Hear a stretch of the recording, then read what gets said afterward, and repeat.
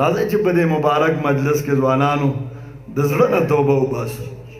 د سبا ارادې ونکړو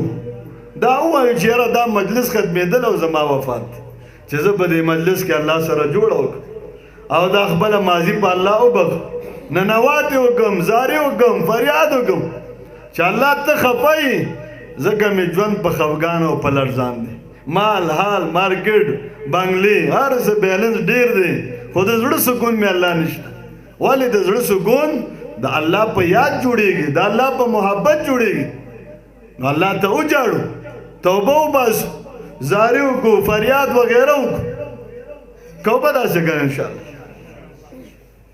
قرآن پاک کې الله وایي ما چې هیر کې ژوند به دنه هیر کړم دا ځواني به دنه هیره کړم د ژوند خوشحالۍ به دنه والم سکون او اطمینان به دنه والم نن موږ الله هیر کړی دی ځکه په ټکر یو سروالي بروالي یو سر تندیم نه لګي شته کار ته لاسه چې الټه کېږي او خرابېږي ولې ژوند الټه ناسته الټه عملونه الټه عقیده الټه ګرځېدل الټه نو هر څه الټه دي پس کې به خیر او برکت هغه نشته الله وی ومن اعرض عن ذکری فإن له معیشة ضنکا چا چې زما د کتاب نه مخ واړولو الله وی دا ژوند به لنډ او تنګ او حیران او پریشان او ګرځوما سکون برانه ونه ګوري خوشحالي به ونه ګوري په دې خپل ژوند کې به حیران او پریشان یې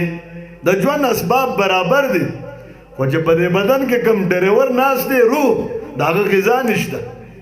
کله چې د هغه غذا نشته دی نو بېقراره به نو سکون دا ګورې په دین کې دی سکون د الله په بندګۍ کې دی سکون د الله سره په تعلق کې دی چې موږ او تاسو د الله سره خپل تعلق جوړ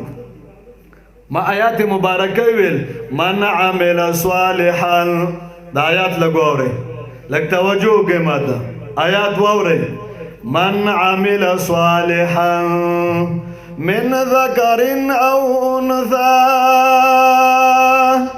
الله وی چا چې نیک عمل وکړو کدا نیک عمل نارینه دی او که زنانه ده نیک عمل کوي خو شرط دا دی وهو مؤمن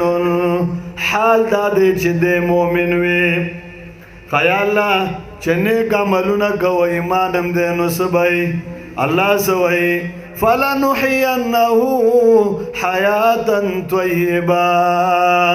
الله وی زبم د دې په بدل کې یو پاکیزه ژوند درکم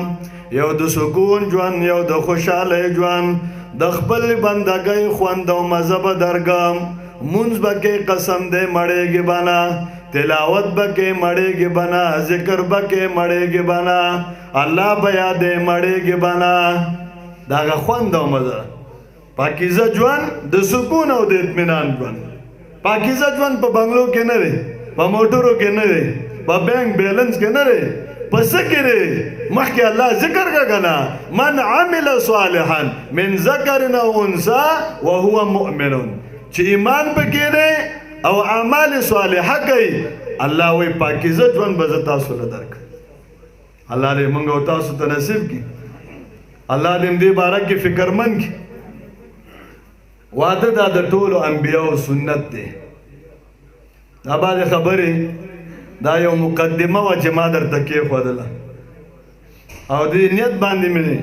دا خبرې وکړلې چې فکرمند شو